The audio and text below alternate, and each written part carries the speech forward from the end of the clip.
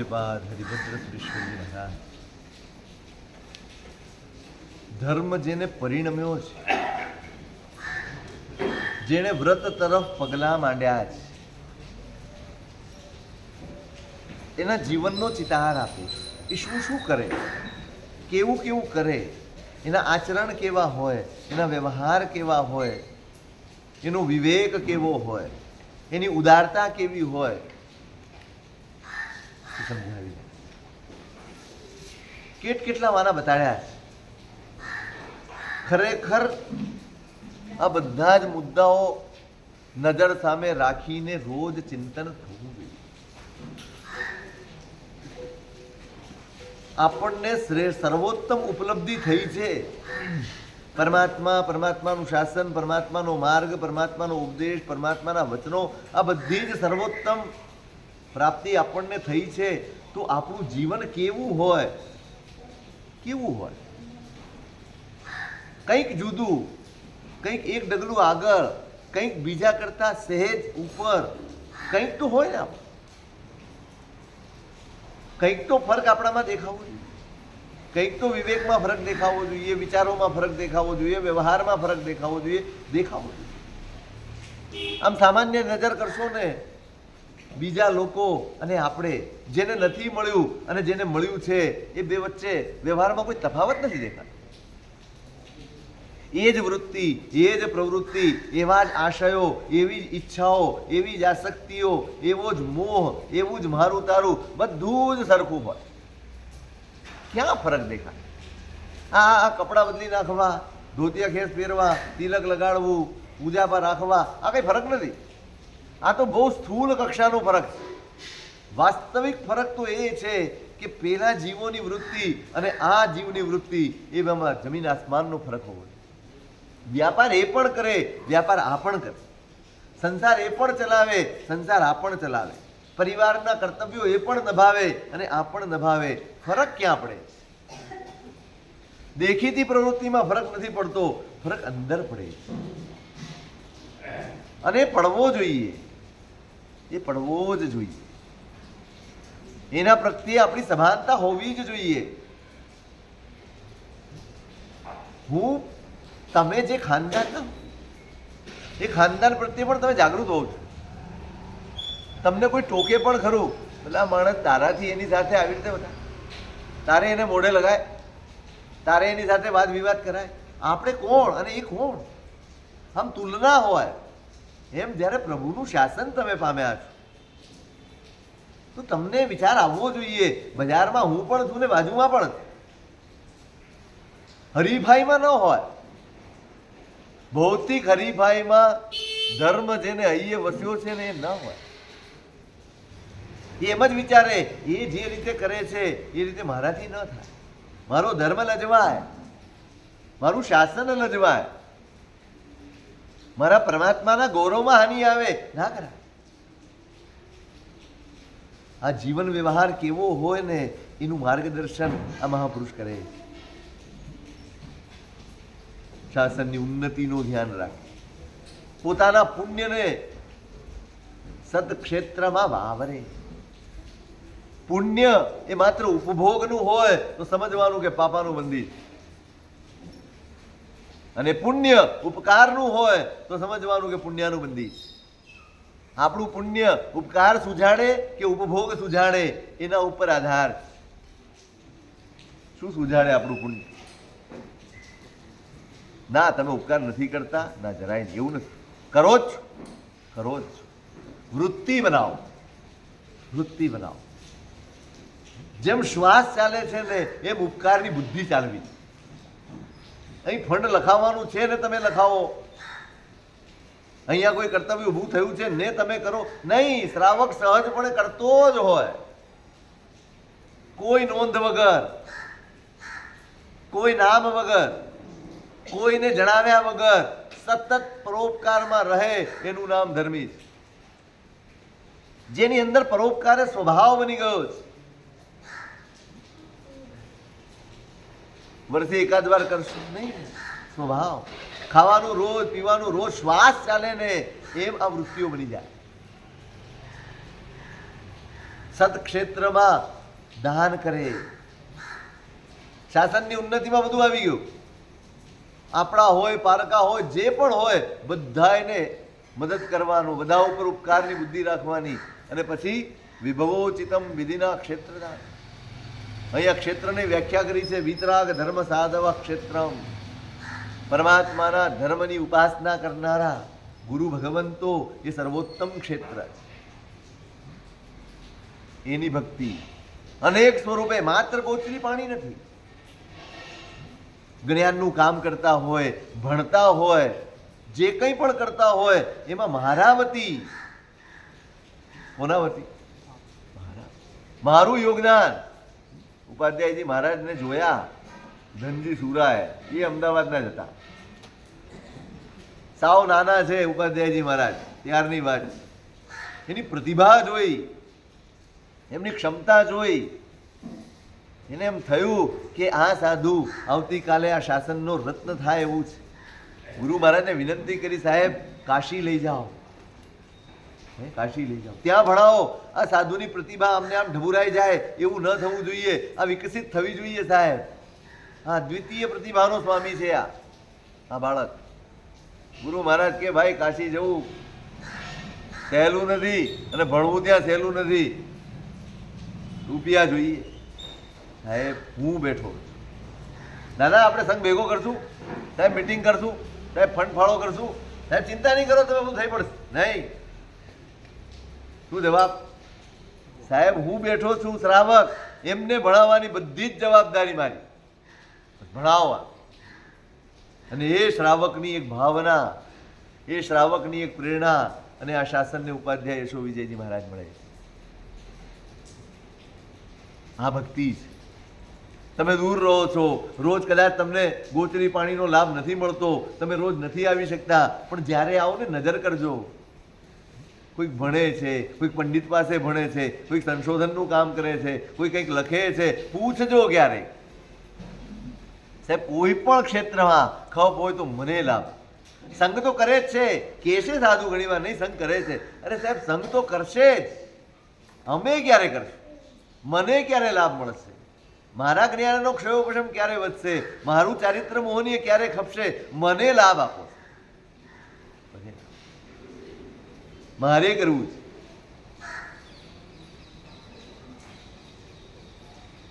અને કેવી રીતે કરવાનું છે? સત્કારાદિર વિધિર નિસંગતા ચ બહુમાન પૂર્વક.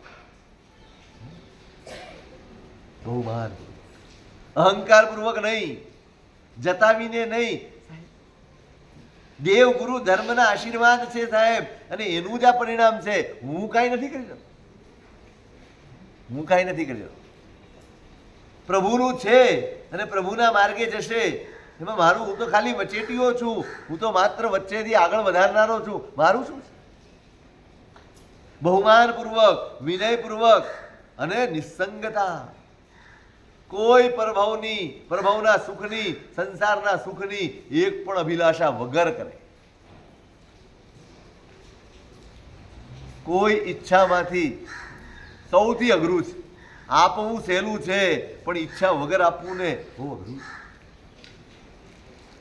આજ કેળવવાનું, આજ કેળવવાનું.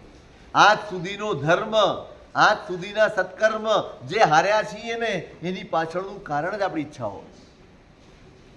જે ધર્મ, જે સત્કર્મ તમને મબલક આપી શકે એમ હતા, તમે ધારો એના કરતા અનેક ગણું આપી શકે એમ હતા, એને તમે તમારી ઈચ્છાઓમાં બાંધી દીધા, સીમિત કરી દીધા. આટલું જોઈએ, આ જોઈએ છે, બસ હાથ મૂકી દીધો, એનાથી વિશેષ કાંઈ ન મળે.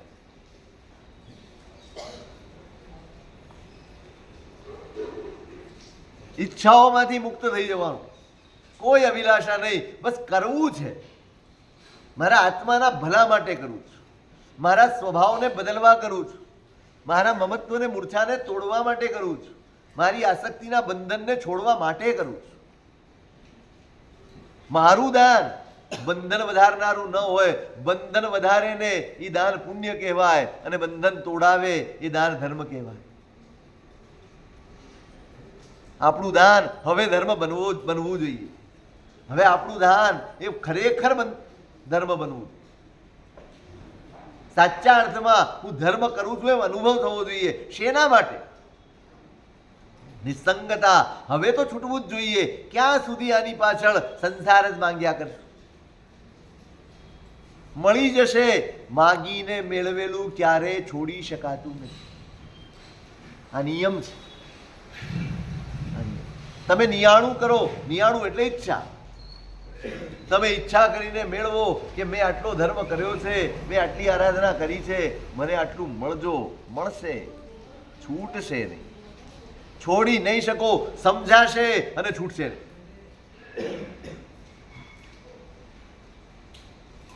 બહુ જ અઘરું છે. આસક્તિ પેદા કરી આપે, બંધન પેદા કરી આપે. સમજો તમે કે આમાં નુકસાન છે, સમજો તમે કે આ છોડવું જોઈએ, અને છતાંય તમારા અંદરથી તમારો આત્મા ગવાહ જ ન દે કે મારે છોડવું. કેમ વાસુદેવ દીક્ષા નથી લઈ શકતા? નિયાણું કરીને આવ્યા, માગીને આવ્યા. થવું જ.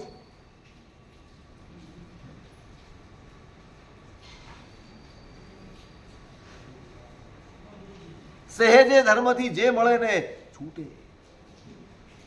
સંગમ શાલીભદ્ર બન્યા. દાન તો ખીરનું આપ્યું. ભોળપણ છે, બાલપણ છે, પણ અંદર એટલી બધી નિર્મળતા છે, એટલો બધો હાવભાવ છે. શું મળ્યું? શું મળ્યું? હવે તો કઈ ખીર ઓરાવી દીધી આપણે. જ્યાં સુધી ઓરાવતી વખતે શાલીભદ્ર મગજમાં હશે ને ત્યાં સુધી શાલીભદ્ર નહીં થવાય.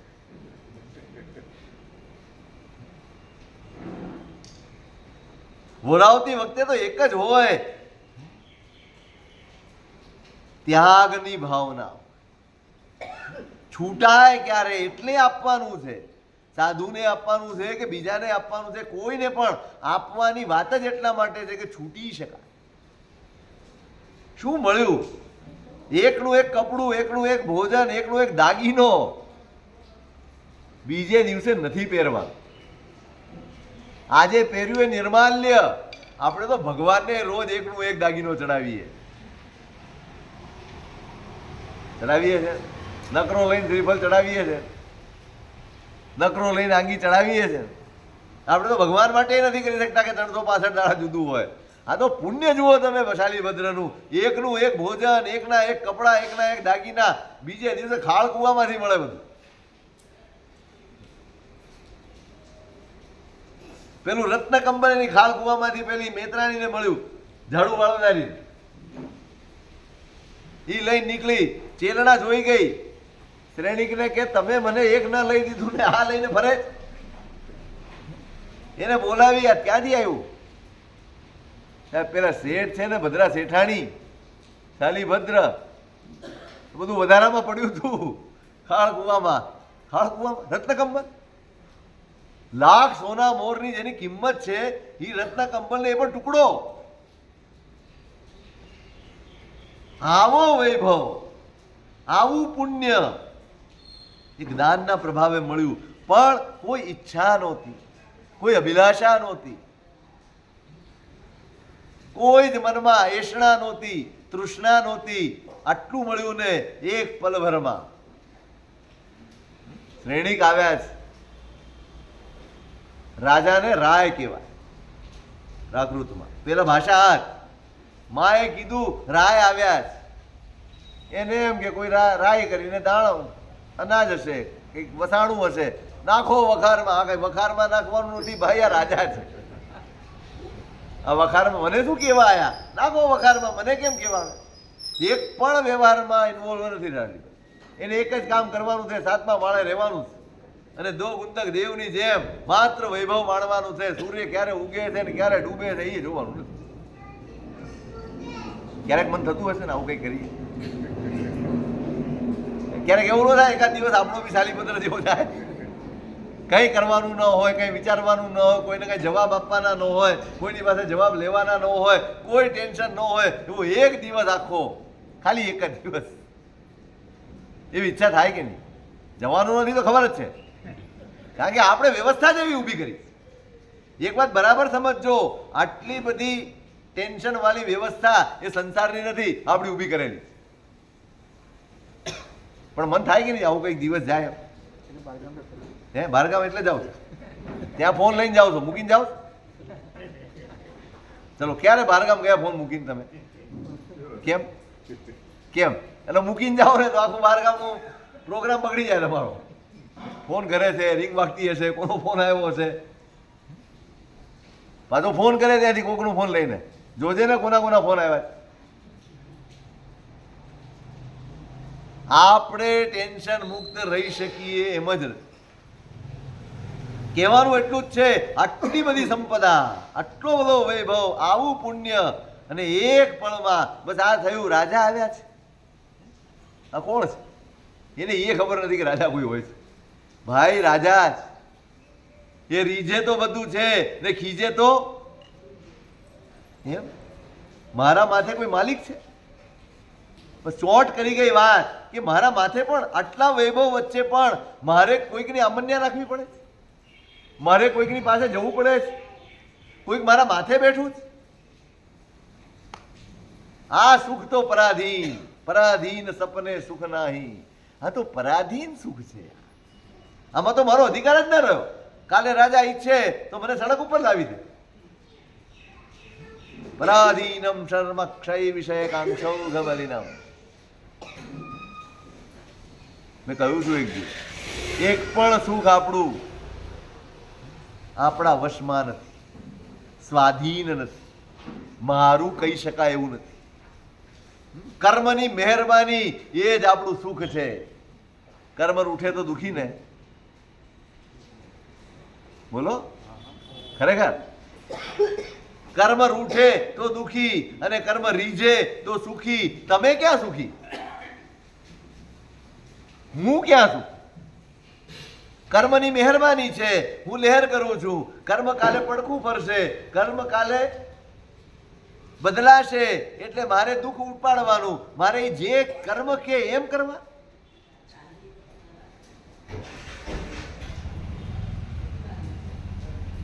પરાધીનમ શર્મ. નહીં જોઈએ આ સુખ.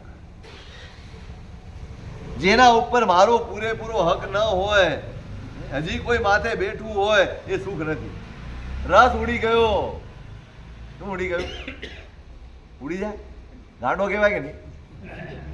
આપણે હોત ને બાજુમાં સલાહ આવું નો વિચારે, ઠીક છે રાજા છે તો આપણને ક્યાં નડે?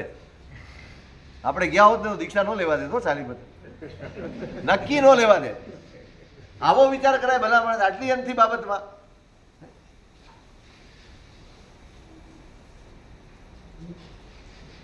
તૈયાર કરી દે તમે એને, સમજાવી દે. અરે આવું તો ચાલ્યા કરે ભાઈ. એ રાજા રાજાની જગ્યા છે, તું તારી જગ્યા રાજા છે. એને ખૂંચી ગયું છે નહીં, હા ન ચાલે.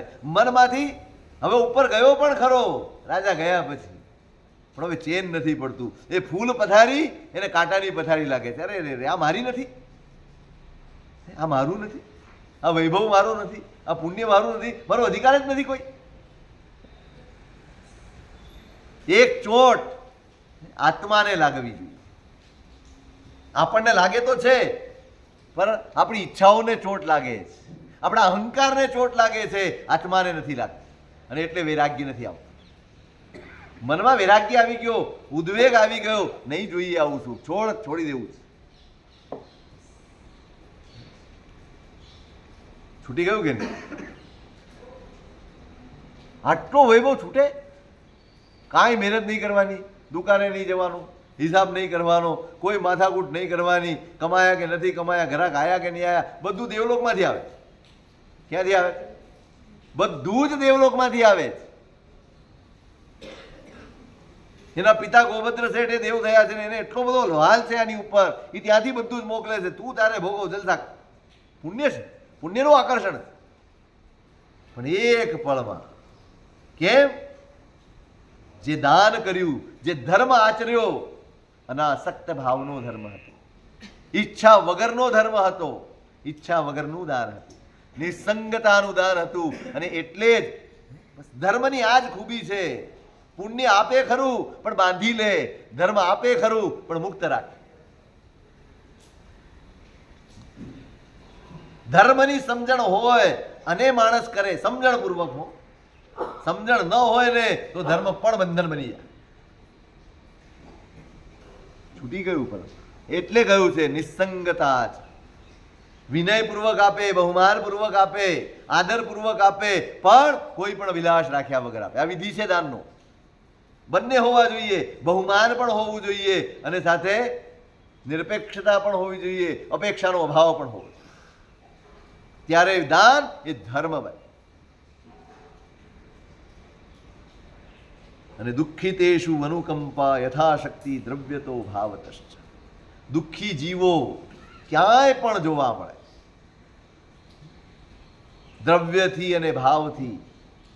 કોઈકને બહારની તકલીફ છે, ખાવાની તકલીફ છે, પીવાની તકલીફ છે, પહેરવા ઓઢવાની તકલીફ છે, ઘરની તકલીફ છે, ભણવાની તકલીફ છે, આરોગ્યની તકલીફ છે. આ બધી જ દ્રવ્ય દયાઓ. દ્રવ્ય દયા પણ પાળે અને ભાવ દયા.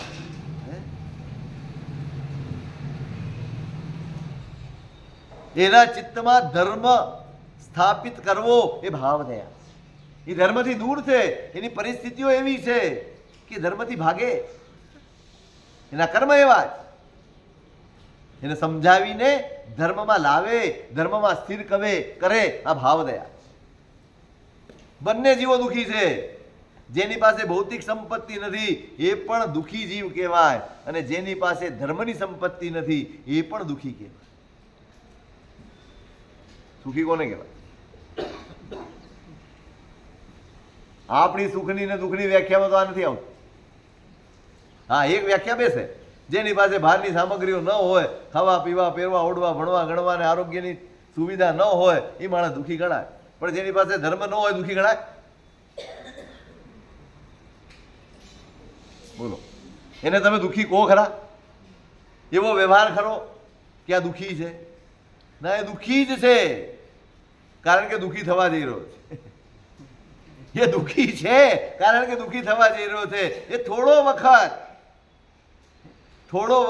આ પુણ્યનો સાથ છે ને ત્યાં સુધી એને મોજ મજા લાગશે, આનંદ લાગશે, પણ આવતીકાલ એની બહુ જ દુઃખમય હશે. માટે દુઃખી. એના પ્રત્યે અત્યંત દયાનો ભાવ. લોકાપવાદ ભીરુતા. લોકના અપવાદથી ડરતો હોય, શિષ્ટ લોક હોય, એ ક્યાંય આંગળી ચીંદણું ન કરે ને એવો વ્યવહાર ધર્મનો હોય, એવો વ્યવહાર ધર્મીનો હોય. કોઈ મારા માટે બોલે નહીં, કોઈ મારા પ્રત્યે આંગળી ચીંધે નહીં, એટલો નિર્મળ વ્યવહાર. પણ શિષ્ટ લોક, ગમે તે માણસનો નહીં, શિષ્ટ લોક હોય અને એ તમને કહે ને તો તમારે 10 વાર વિચાર કરવો. અને ગુરુ લાઘવાપેક્ષણ. કોઈ પણ કામ કરે એની લાભ હાનિનો વિચાર પહેલા કરે. નુકસાન વધારે છે કે લાભ વધારે? થોડું કરવા જતા વધુ નુકસાન થતું હોય એવું કોઈ કામ નથી. જુએ લાભ હાનિ. વાણીઓ તો એને જ કહેવાય કે ભાઈ ઓછા નુકસાનમાં વધુ લાભ મેળવી લેવાય એવું કરવા. એટલે ગુરુ લાઘવાપેક્ષણમ. સતત વિચારીને પગલું મૂકે, વિચારીને કામ કરે કે ભાઈ આ પગલાથી મને લાભ વધારે કે નુકસાન વધારે. કેવી રીતે વિચારશો? ચાલો, તમે વેપાર કરો છો, ધર્મ પામ્યા છો ને વેપાર કરો છો, શું લાભ આની વિચારશો?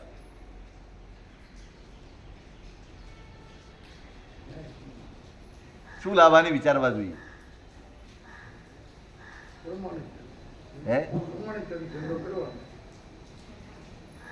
કમાણી વધારે થાય એમ છે, પણ ધર્મને જરાક ખસેડી દેવો પડે એમ છે. ધર્મ જાળવવો પડે અને કમાણી ઓછી થાય એમ છે. બેમાંથી શું પસંદ કરો? આંખ સામે 10 લાખ રૂપિયાનો સોદો છે, પણ જરાક ધર્મને એક સાઈડમાં કરવો પડે તો થાય. અને ધર્મ જાળવવા જાઓ તો એ 10 નો 1 લાખ થઈ જાય. શું પસંદ કરશો?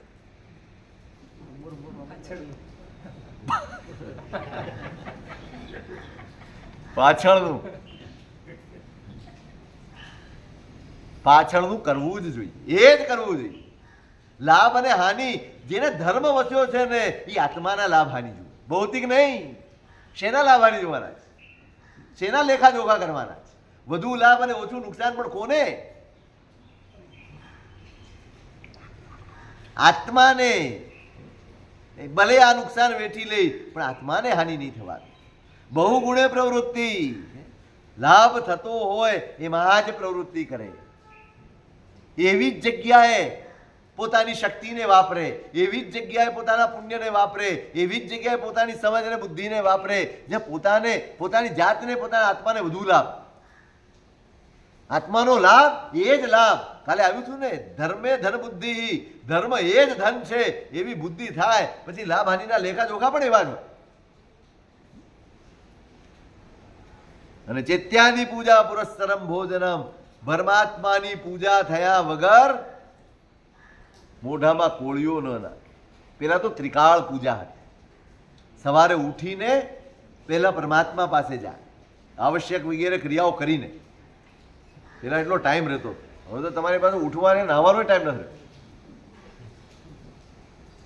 પેલા ઉઠવાના ટાઈમ અલગ હતા, આજે ઉઠવાના ટાઈમ અલગ. સૂર્યવંશી થઈ ગયા આપણે. આરામથી બગાસા ખાતો ખાતો 9 વાગે હલે પથારીમાં. પેલા તો સૂતા વહેલા અને ઉઠતા પણ વહેલા. પેલા બોલે છે ને તમારા કઈ દુવા, રાત્રે વહેલા જે સુવે વહેલા ઉઠે વીર. એમ આપણે શું વધ્યું? આપણા બળ બુદ્ધિ ને ધન નથી વધતા, શરીર વધી જાય છે. પછી સંભાળવા ભારે પડી જાય છે, પછી ઉઠે વેલો. આ બધું વધ્યું હોય ને પછી ઉઠે. શેના માટે ઉઠે? એના માપમાં કરવા. કેવા છીએ આપણે? આપણી બુદ્ધિ કેવી છે તમે વિચારો. પેલા બધું જ ફૂલાવે, બધું જ માપ વગરનું કરી નાખે. કપડાં નવા સીવડાવવા પડે, રેડીમેડમાં તો મળે જ નહીં. કારણ કે બિચારો કેટલા માપના બનાવે. એટલે પછી બધું ઓછું કરવા માટે દોડવા નીકળે. સવારમાં 4:30 ઉઠે, 5 ઉઠે, પેલા જીમમાં જાય, એને પૈસા આપે. કેટલું આ સીધું બતાડ્યું છે. રાત્રે વેલા જે સુવે વેલા ઉઠે વીર, બલ બુદ્ધિ ને ધન વધે. એમાં ધન બી મૂક્યું છે. સુખમાં રહે શરીર.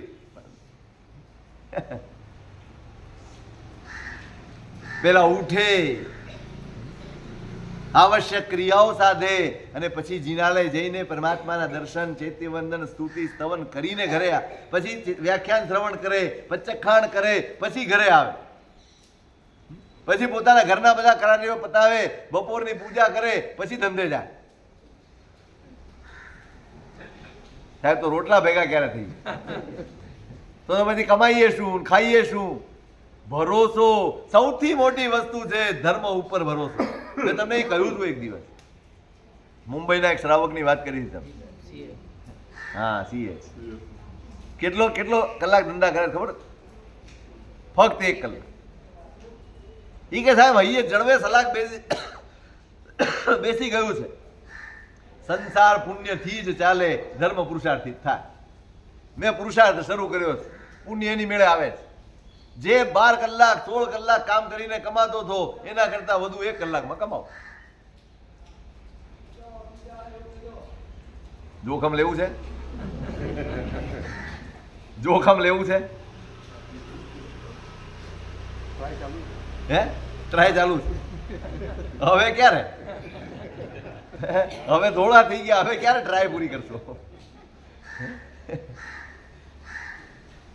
ચૈત્યાદિ પૂજા પુરસ્સરમ ભોજનમ, ચૈત્ય વગેરેની પૂજા થઈ જાય, ગુરુ ભગવંતોને સાધર્મિકની ભક્તિ થઈ જાય, પછી પોતાનું ભોજન ગ્રહણ કરે.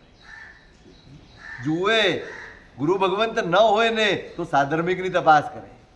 એમને એમ વાંજ્યું ધાન ન ખાય. શું કહેવાય? દાન આપ્યા વગરનું ધાન, એને આપણે ત્યાં વાંજ્યું ધાન કહેવાતું. અવંધ્યમ દિવસમ કુર્યાત. દિવસને થોડુંક ધ્યાન કરીને, થોડુંક અધ્યયન કરીને દિવસને વાંજ્યો ન રહેવા દેવો જોઈએ. તમારો દિવસ વાંજ્યો જાય, જો એ દિવસમાં કશું તમે નવું જ્ઞાન ન મેળવ્યું હોય કે કોઈને દાન ન આપ્યું હોય ને તો એ દિવસ વાંજ્યો ગણાય.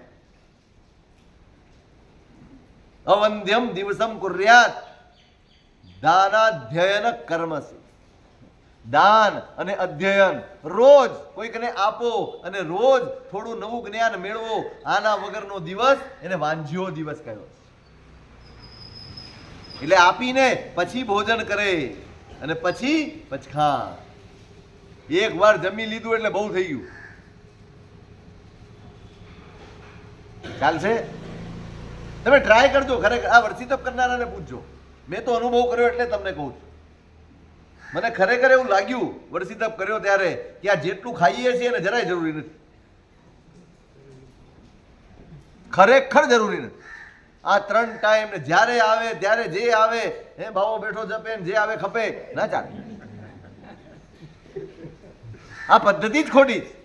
એટલે ભગવાને બહુ સમજીને એક વત્તમ ચ ભોયણમ એક જ વારનું ભોજન કહ્યું છે. તમે એક વાર જમી લો ને તમારા આખા દિવસમાં તમે જે કામ કરો છો એટલી એનર્જી તમને મળી જાય છે, એટલી ઉર્જા તમને મળી જાય છે, એટલી કેલેરી તમને મળી જાય છે. પૂછો ડોક્ટર સાહેબને કેટલી કેલેરી જોઈએ અને આપણે કેટલી લઈએ છીએ? સાચું કહેજો. જોઈએ છે એના કરતાં વધારે લઈએ છીએ કે ઓછી? અને આ કેલેરી એ ઉર્જા છે, આ વધે એટલે વિકાર વધે. આ વિજ્ઞાન છે. આ ધર્મની વાત નથી કરતો, વિજ્ઞાનની વાત કરું. તમારું મન ચંચળ થાય જ, તમારું મન વિકૃત થવાનું જ, તમારા મનમાં વિચારો ઉભરાવાના જ. આ નિમિત્તો છે. માત્ર ટીવી જોવાથી વિચારો નથી આવતા, માત્ર સમાચારો જોવાથી વિચાર નથી આવતા. એ અંદર ઉત્તેજના જાગે ને ત્યારે આ બધા વિચારો બને. અને ઉત્તેજના પેદા કોણ કરે? તમારી અંદરની આ કેલેરી, તમારી અંદરની આ ઉર્જા એ વપરાતી નથી. રાત્રે શું વપરાય? તમે રાત્રે 9 વાગે જમો પછી કંઈ કામ કરો? સાચું કહો, કંઈ કરો? હવે ક્યાં જાય ઉર્જા? એ અંદર જે ક્રિએટ થાય છે ખાધેલી ઉર્જા એ ક્યાં જાય? વિચારો વિકલ્પો પેદા કરે, એ જ વિકૃતિ પેદા કરે, એ જ તમને જગાડે, એ જ બગાસા લાવે. તમે સવારે 8 કલાક ઊંઘીને ઉઠ્યો હોય તો આ કરતો ઉઠે. એટલે આટલો ઊંઘ્યો છે ને બગાસા ખાય. બગાસા પેલા 2.5 કલાક ઊંઘે છે મોદીથી. કોઈ દાડો બગાસો ખાતા જોયા? ખાલી 2.5 કલાક ઊંઘે છે માણસ. એને બગાસું નથી આવતું. નહીં 9 કલાક પડ્યો રહે પથારીમાં. એ પડ્યા રહીએ છીએ, ઊંઘતા નથી. ઊંઘવાનું સુખ આપણી પાસે નથી. પૂરતી ઊંઘ અને સ્વસ્થ ઊંઘ બંને આપણી ગઈ. આ બધું વધુ મેળવી લેવાની લાયમાં આપણે હતું એ સુખે જતું કરી દીધું. પ્રત્યાખ્યાન જમી લીધું પછી પચકાણ હોય. હવે બસ કદાચ દવા લેવી પડે, એવી જરૂર પડે એટલા પૂરતી છૂટ હોય, બાકી ખાવાનું જ ના હોય. શરીર સ્થિત યત્ન. જો શરીર સાચવવાની પણ વાત કરી, શરીરને પણ સાચવવાનું. શરીર માધ્યમ ખલું ધર્મ સાધનામાં. શરીર છે તો ધર્મ છે, આરાધના છે, બધું જ છે. માટે જો પંપાળવાની ના છે, સંભાળવાની ના નથી. તમે સંભાળી શકો, તમે સાચવી શકો, એને જાળવી શકો, પંપાળવાની ના છે. આખો દિવસ એની પાછળ ફર્યા કરવું, આખો દિવસ એના વિશે વિચાર કર્યા કરવા. બસ મકાન માલિક હોય એને કેટલી વાર ઘરે બોલાવો? ભાડું આપવાનું હોય એટલા પૂરતો વ્યવહાર હોય, બાકી કઈ હોય? એ સારી રાખવી પડે, ખાલી નો કરાવી નાખે. બાકી પોતાનું જ કામ હોય. એમ શરીરને સાચવવાનો પ્રયત્ન કરવાના જ. કુશલ ભાવનાયામ પ્રબંધ. મનમાં ઉત્તમ ભાવો એનો અભ્યાસ. બધાયના શુભની ભાવના. શિવમસ્તુ સર્વ જગત. સર્વેપી સુખિનઃ સંતુ, સર્વે સંતુ નિરામયા, સર્વે ભદ્રાણી પશ્યંતુ, મા કશ્ચિત દુઃખ ભાગ. આ બધી જ ભાવનાઓથી પોતાના ચિત્તને ભાવિત રાખે. ઉત્તમ જનોના ચરિત્રના વાંચન કરે. વાંચો છો? મેં ઘણી વાર અહીંયા કહ્યું છે, હજી સુધી કોઈએ શરૂ કર્યું નથી. કર્યું છે? વાંચે છે એની વાત નથી કરતો, જે નથી વાંચતા એને શરૂ કર્યું. કેવા સરસ સરસ ચરિત્ર ગ્રંથો છે આપણે ત્યાં. તમે રોજ સવારે ભરેસર બાહુબલી બોલો છો ને, એ આખી ભરતેશ્વર બાહુબલી વૃત્તિ આખો ગ્રંથ છે. બધા 100 મહાપુરુષ, 100 નામ છે એની અંદર. 100 મહાપુરુષના ચરિત્ર વિસ્તારથી લખેલા છે. વાંચ્યા છે? 63 શલાકા પુરુષ ચરિત્ર, હેમચંદ્રાચાર્ય મહારાજનું મૂળ સંસ્કૃતમાં છે, એનાય અનુવાદ મળે છે. 63 મહાપુરુષ, 24 તીર્થંકરો આવી જાય, વાસુદેવ, ચક્રવર્તી, બલદેવ, બધા જ નારદો, બધાના ચરિત્ર અંદર આવી જાય. 63 મહાપુરુષોના વાંચ્યા જ. કેટલા ચરિત્ર ગ્રંથો છે જેનાથી તમારી ભાવનાઓ પુષ્ટ થાય, નિર્મળ થાય, સ્થિર થાય. એના માટેના બધા ગ્રંથો છે. નિત્ય વાંચવા જોઈએ, સતત એના ભાવમાં રમવું જોઈએ. સાધુ વિશ્રામણ ક્રિયા, સાધુની વિશ્રામણા કરે. સ્વાધ્યાય વગેરેમાં સાધુ જીવનની ચર્યામાં શ્રમિત થયા હોય તો એમની પરિચર્યા કરવા જાય ઉપાશ્રયમાં. સાહેબ કંઈક સેવા કરી દઉં, કંઈક લાભ આપશો, કંઈક પગ દબાવી દઉં, કંઈક કરી દઉં. ભાવનાથી જાય. કોઈ ન પણ દબાવરાવે, કોઈને ટેવ ન હોય, કોઈને ન જ કરવું હોય, પણ ભાવના વ્યક્ત કરવાની. કંઈ પણ લાભ હોય તો આપજો, કંઈ પણ હોય જરૂરિયાત અમે આવશું. વિશ્રામણા કરે. યોગાભ્યાસ, શ્રાવકને પણ યોગાભ્યાસ. ધ્યાન, પોતાના મન, વચન અને કાયા એની એકાગ્રતાને સાધવા માટેનો અભ્યાસ. જે માર્ગ અત્યંત અનિવાર્ય હતો ને એ જ માર્ગને આપણે બધાએ ભેગા થઈને દરકિનાર કરી દીધો. અતિશય જરૂરી માર્ગ જે ધ્યાનનો હતો ને એને આપણે દરકિનાર કર્યો, આપણે એની ઉપેક્ષા કરી. હા, આજે ચાલે છે, આજે વળી પાછું જુવાળ ઉપડ્યો છે, ધ્યાન કરવું છે. પણ શા માટે કરવું છે? બીજે ન જતા રહે માટે કરવું. આપણે હંમેશા ડિફેન્સમાં રમ્યા છે. બીજે હવે પ્રવાહ વળ્યો છે, લોકોને એ તરફ રસ વધ્યો છે અને લોકો અહીંથી ત્યાં જાય છે, એ ન જાય માટે હું નવું શરૂ કરી દઈશ. હું અનુભવ નહીં મેળવું, હું ધ્યાનમાં આગળ વધીને અનુભવ મેળવીને પછી આ સમાજને આપું ના.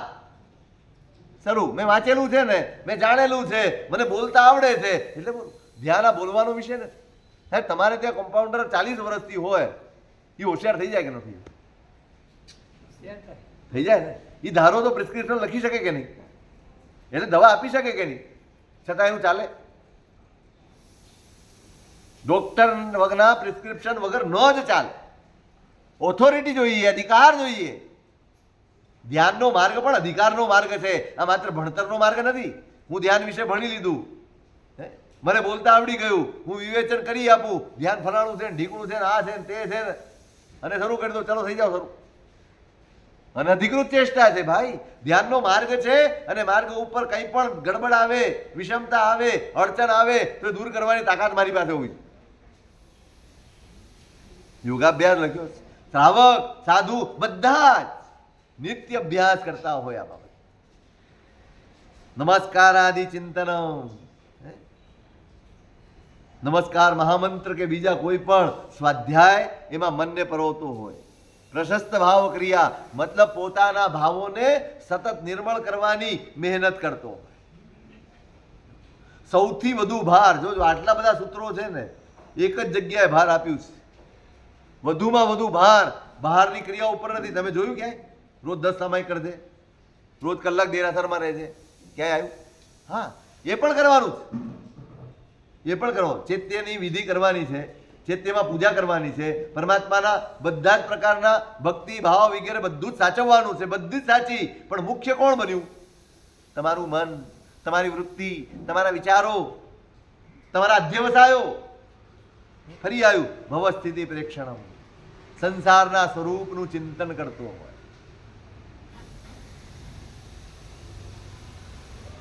સંસાર કેવો? કલય સંસારમતિ દારુણમ, જન્મ મરણાદિ ભય ભીતરે, મોહ રિપુણેહ સગલગ્રહમ, પ્રતિપદમ વિપદમ ઉપનીતરે, કલય સંસારમતિ દારુણમ. શાંત સુધાર આખું ચિતાર આપ્યું, આખો ચિતાર કેવો છે આ સંસાર,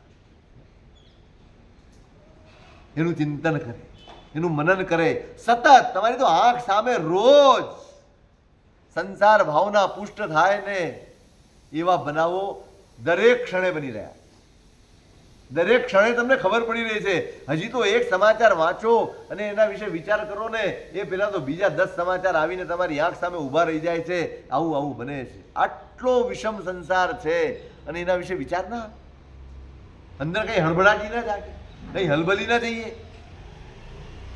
અંદરથી આમ ઝાટકો લાગ્યો હોય અને ઘડીભર ઊભા રહી જવાનું મન થાય, અરે રે હું ક્યાં જીવી રહ્યો છું, હું કયા સમયમાં જીવી રહ્યો છું, કેટલું બધું અનિત્ય છે આ બધું. મેં કાલે જમ્મુકુમારનું કહ્યું હતું, તમને કાલે કીધું પરમ દિવસ, પેલો ગોળા ફેંક ચાલતી હતી અને બાજુમાંથી ગોળો નીકળ્યો ને તો એને એમ થયું કે અરે આમને આમ કોક દાડો વીરતી વગર ચાલ્યો જઈશ, ચાલ પાછા ચાલ. સુધર્મા સ્વામીને કીધું મારે વીરતી વગર મળવું નથી, તમે કીધું છે એટલે ભલે રજા લેવા જઉં છું મા બાપની, પણ વીરતી પેલા આપો, પચખાણ આપો પેલા. બ્રહ્મચર્ય વ્રત અંગીકાર કર્યું પછી ગયા છે રજા લેવા. આપણને વિચાર આવવો જોઈએ, આટલી અનિત્યતા વચ્ચે આપણે જીવીએ છીએ, આટલી અનિશ્ચિતતા વચ્ચે આપણે જીવીએ છીએ. ગમે ત્યારે ગમે તે ક્ષણે ગમે તે થઈ શકે અને ગમે તેની સાથે થઈ શકે. ભવસ્થિતિ પ્રેક્ષણમ, સંસારનું સ્વરૂપ વિચારે, પોતાની બાલ્ય અવસ્થાથી લઈને અત્યાર સુધીની યાત્રાનો વિચાર કરે, શું મેળવ્યું ને શું ના મેળવ્યું. આ જ ગધણ બોલા, કોની ખાતર ઉઠ બેસ ને દોડમ દોડા કરવા, કોની ખાતર? આમ પ્રશ્ન થવો જોઈએ, આ કોની ખાતર કરી રહ્યો છે, કયા બહુનું ભાતું અહીંયા બાંધી રહ્યો છે? તદનુતન નિર્ગુણ્ય ભાવના. જેમ જેમ તમે સંસારનો વિચાર કરશો ને એમ એમ તમને સમજાશે કે આમાં કોઈ સાર નથી. સાર નથી, સુખ નથી એવું નથી, સાર નથી. એનું સુખ પણ સાર વગરનું છે. એમાં મળતી સગવડ પણ આભાસી છે, એમાં મળતી સુવિધાઓ પણ ભ્રામક છે. સમજાશે નિર્ગુણ્ય ચિંતનમ, સંસાર કેવો નિર્ગુણ છે ને એનો બોધ થશે. થાય છે આપણને આપણા સ્વાર્થને ઝટકો લાગે ને ત્યારે આપણા મનમાં પણ ભોજનાંતે સ્મશાનાંતે પુરાણાંતે ચ યામતિ વૈરાગી જાગે છે. આપણે કેટલી વાર માટે જાગે? જોકે હવે તો આપણે એ સંવેદના, પેલા હતું કોઈકને સ્મશાને મૂકવા જાય ને તો અંદરથી હચમચી જાય બાપડો. હવે તો એમ કે કેટલી વાર છે ભાઈ, જલ્દી કાઢો, મારે એપોઇન્ટમેન્ટ છે, મારે મીટિંગ છે. ત્યાંય હવે તો લારીઓ ઊભી રહે બહાર, ત્યાંય મારો બેટો બાળીને આવે નાસ્તા કરે છે. આપણે નથી કરતા. હવે તો જો કે બાળવાય નથી જતા, તો બધું પતી જાય છે. એવું ઓટોમેટિક સિસ્ટમ, બધી જ મર્યાદાઓ સંવેદનાઓ બધું જ બુઠ્ઠું થઈ ગયું. આપણા સ્વાર્થને આપણા અહંકારને ઠેસ લાગે ને ત્યારે આપણા ચિત્તમાં વૈરાગ્ય જાગે, અરે સાહેબ કોઈ આપણું નથી હો. પછી એને કહીએ તો પછી શું શેની રાહ જુએ, તો પછી શેની રાહ જુએ? કોઈ આપણું નથી, કોઈ આપણું સાંભળતું નથી, આટલું બધું બધા માટે કર્યું, કોઈ આપણી પડખે ઊભું રહેતું નથી, તો કોની રાહ જોઈને બેઠો? નિર્ગુણ્ય ચિંતન, એની નિર્ગુણતાનો વિચાર આવે. છૂટી ન જાય ને તો પણ મનમાંથી એનો રાગ, એનો પક્ષપાત જતો. સૌથી પહેલું કામ આ જ કરવાનું છે. સંસાર પ્રત્યે જે પક્ષપાત છે ને એ પક્ષપાત તોડવાનો. અપવર્ગાલોચનમ, આત્માનો મોક્ષ, આત્માની મુક્તિ, એનો વિચાર કરે, એનું ચિંતન કરે. આ બંધનમાં પડેલો આત્મા અનંત શક્તિનો માલિક. કેટલી શક્તિ આત્માની, કોઈ કલ્પના કરી, કોઈ વિચાર કરી? કેટલી શક્તિ આત્મા? તમે શું વિચારો?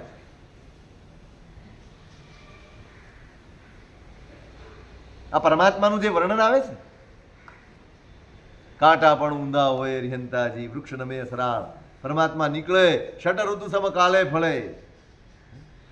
6 ઋતુ એક સાથે ફળીભૂત થાય, વૃક્ષો નમી જાય, કાંટા ઊંધા થઈ જાય, પવન અનુકૂળ હોય, બધી બાજુ રોગ શોક ઉપદ્રવ બધું જ શમી જાય. આ કોની તાકાત છે? પરમાત્માની નહીં, પરમાત્માના આત્માની તાકાત. આત્માની શક્તિનો ચિતાર છે. આત્માની શક્તિનું તમારી સામે ચિત્ર રજૂ કર્યું છે. આત્મા નિર્મળ થાય, આત્મા સ્વતંત્ર થાય તો શું ન કરી શકે? આ તાકાત. આખી કુદરત એને વશ થઈ જાય, આ તાકાત આત્માની. અને એ આત્મા પરવશ પડ્યો છે તો કેવો દીન, કેવો લાચાર, કેવો ગરીબ, કેવો બિચારો અને કેવો બાપડો થઈને જીવે છે. જ્યાં ત્યાં મોઢું મારવું પડે છે, જેની તેની સામે આમ દયામણી નજરે જોવું પડે છે. દુકાને ઓફિસે બેઠા હોઈએ ને, પેલો ગ્રાહક આવતો એમ થાય કે મારી દુકાને આવે છે, અને જો વળી જાય ને તો કેવું દુઃખ થાય. થાય કે ન થાય? અહીં આવ્યો હોય અને કંઈ લીધા વગર બાજુની દુકાનમાં જતો રહ્યો ને તોય મનમાં કેટલો ક્લેશ થાય. આ શું છે? આ દીનતા છે, આ લાચારી છે, આ બાપડાપણું છે, ગરીબી છે. આ કોની ગરીબી? આ બંધનમાં પડેલો આત્મા આટલો દીનહીન બની જાય. ત્યાં અપવર્ગનો વિચાર કરે. જે આત્મા પાસે આટલું સામર્થ્ય છે એને અહીંયા રખડાવવાનો. શ્રામણ્ય અનુરાગ, અને આમાંથી અનુરાગ જાગે, શ્રમણપણાનો અનુરાગ જાગે. એ મુક્તિનો માર્ગ જે છે ને એ માર્ગનો અનુરાગ જાગે. યથોચિતમ ગુણ વૃદ્ધિ, અને ત્યાં સુધી પહોંચવા માટે પોતાની અંદર ક્ષમતાનો વિકાસ. એ ક્ષમતાના વિકાસનો પાયો બતાડ્યો છે. સત્વાદિશુ મૈત્ર્યાદિ યોગ. તમારા ગુણ વિકાસનો પાયો શું? સૌથી પહેલી જરૂરિયાત મૈત્રી, પ્રમોદ, કરુણા અને માધ્યસ્થ્ય. આ 4 ભાવનાઓનો વિકાસ કરો. બીજા બધા જ ગુણો એની પાછળ ચાલ્યા આવો. કોઈ પણ હોય અભ્યાસ કરવાનો. જઈને મૈત્રી બાંધવાની નથી, કોઈને દોસ્ત બનાવવાનો નથી, પણ આ બધા જ આપણા છે, બધા જ મારા પોતાના છે એવો હૃદયનો ભાવ કેળવવાનો. કોઈના પ્રત્યે નબળો ભાવ ન જાગે, કોઈના પ્રત્યે દ્વેષ અને દુશ્મનાવટ ન જાગે, કોઈના પ્રત્યે તિરસ્કાર કે નફરત ન જાગે. હોય સૌ કર્મને અધીન છે પણ મૈત્રી પાત્ર. મૈત્રી વગેરે સ્થિર થાય ને પછી ગુણની વૃદ્ધિ આવે, પછી શ્રવણપણાનો અનુરાગ આવે, અને પછી આત્માની મુક્તિનો વિચાર આવે. વિશેષતો ગૃહસ્થસ્ય ધર્મ ઉક્તો દિનોત્તમે એવમ સદ્ભાવના સાર પરમ ચારિત્ર કારણમ. આ ગૃહસ્થ ધર્મની વાત કરી છે. કોણે કરી છે? જીનોત્તમે, પરમાત્માએ કરી છે. શેના માટે કરી છે? પરમ ચારિત્ર કારણમ. આ રીતે જો પોતાના જીવનને ઘડે, આ રીતે પોતાના જીવનને વિતાવે, આ રીતે પોતાના જીવનની વ્યવસ્થા કરે, અવશ્ય ચારિત્ર સુધી પહોંચે. પહોંચવું છે. ભાવના ઘણા ને છે ને ભાવના દીક્ષા લેવાની. ના ના, અરે આ ભાવની મજાકની વાત નથી, સિરિયસલી પૂછે. મનમાં થાય કે નહીં થાય, લેવું જોઈએ. વાત છે ઉપાય કરવા, વાત છે પ્રયત્ન કરવા. દીક્ષા લેવાનો પ્રયત્નનો અર્થ એ નથી કે તમે અપાસરામાં જ આવ્યા કરો. સૌથી પહેલો પ્રયત્ન તમારું જીવન બદલો. સૌથી પહેલો પ્રયત્ન તમારા વિચારો બદલો. સૌથી પહેલો પ્રયત્ન તમારા વ્યવહાર બદલો. સૌથી પહેલો પ્રયત્ન તમારી વૃત્તિઓ બદલો. પછી દીક્ષાની વાત વિચાર. આ દીક્ષાનો માર્ગ છે. શ્રાવક જીવન એ દીક્ષાનો જ માર્ગ છે. શ્રાવક જીવનની આરાધના જો નિષ્ઠાપૂર્વક, સમર્પણપૂર્વક, શ્રદ્ધાપૂર્વક કરવામાં આવે તો ચારિત્ર સહેજે ઉદયમાં. મહેનત ન કરવી પડે, દોડાદોડી ન કરવી પડે, આવે ઉદયમાં. પદમ પદેન મેધાવી યથારોહતિ પર્વતમ સમ્યક તથૈવ નિયમા ધીરશ ચારિત્ર પર્વતમ. જેમ એક એક પગલે તમે પર્વત ચડો છો એમ ચારિત્રનો આ પર્વત છે. અને એને પણ ધીમે ધીમે ધીમે ધીમે નાના નાના નાના નાના વ્રતો, નિયમો, એમાં પોતાની જાતને જોડીને આ ચારિત્રના પર્વતને, આ એક એક વ્રત, આ એક એક નિયમ, આ એક એક અનુષ્ઠાન એ ચારિત્ર તરફ આગળ વધવાના પગલાં છે. ચારિત્રના પર્વતને ઓળંગવો હશે, ત્યાં સુધી શિખર સુધી પહોંચવું હશે તો આ નાના નાના પગલાં માંડવા જ પડશે. સ્તોકાન ગુણાન સમારાધ્ય બહુનામ અપી જાયતે યસ્માદ આરાધના યોગ્ય તસ્માદ આદૌ અયમ મતા. ચારિત્ર લેવું છે. સામાન્ય નિયમ એવો છે કે જેને ચારિત્ર સુધી પહોંચવું છે એને પહેલા શ્રાવક ધર્મની આરાધના કરવી જોઈએ. જેને શ્રાવક ધર્મ જ પરિણમ્યો નથી, જેને શ્રાવક જીવનનો દેશવીરતીનો અભ્યાસ નથી ને એ સર્વવીરતીને જાળવી ન શકે, જીરવી ન શકે, એને ઉપાડી ન શકે. ભાર છે ભાઈ.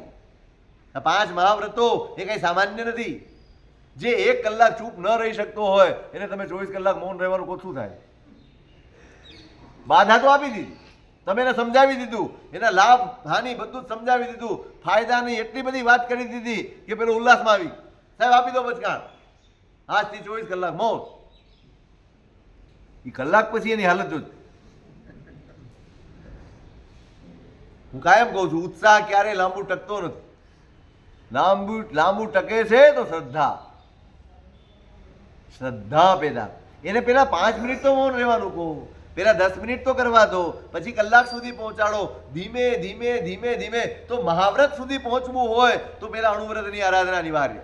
અને એટલે જ તસ્માદ આદો વયમ મતઃ, એટલે સૌથી પહેલા અણુવ્રતની વાત કરી છે, એ સૌથી પહેલા શ્રાવક વ્રતની વાત કરી છે. હવે પછીના અધ્યાયોમાં સાધુ જીવનની વાત આવશે. એનું શું સ્વરૂપ તે અગ્રેધિકાર. હવે પર્યુષણ પછી ને, જો આવશો તો